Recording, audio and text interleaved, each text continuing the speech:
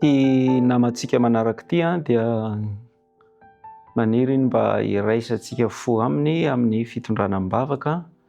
3 taona, efa 3 taona izy no maniry mba hahazo zaza. Fa dia hatramin'izao aloha zany dia mbola tsy nisy nety avokoa ny zavatra rehetra izay nantenaina mba hitondra vahaolana. Ankehitriny dia manantena an'Andriamanitra hiditra an-tsehatra. Manantena an'Andriamanitra hiasa amin'ny fomba manokana ka dia andao hivavaka ho azy isika raha sitrapon'Andriamanitra ny hananany fara sy dimy. Hivavaka isika tompoko. Andriamanitro Rainay any an-danitra, misy an'ity havanay izay tsy nitonona anarany ity. Efa nandritra ny taona vitsy 3 taona izay no naniry mba hanana menaky ny ainy, mba hitrotro zaza menaky ny ainy eny ampifony. Kanefa dia hatramin'izao aloha zany dia mbola tsy tanteraka izany.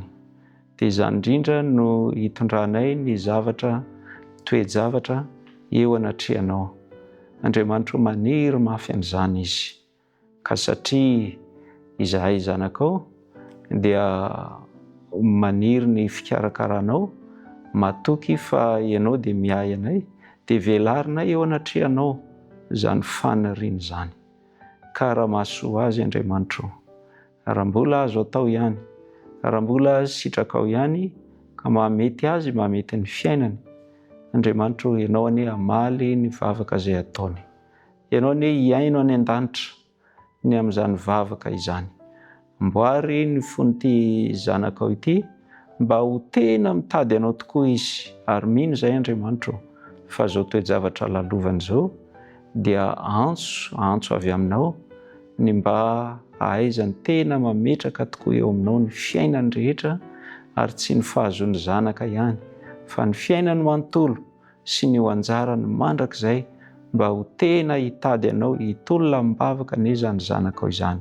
Ary izahay ihany koa ankehitriny Andriamanitro dia miray fo aminy amin'izany fivavahana mafy eo anoloan'ny seza fiandriananao izany.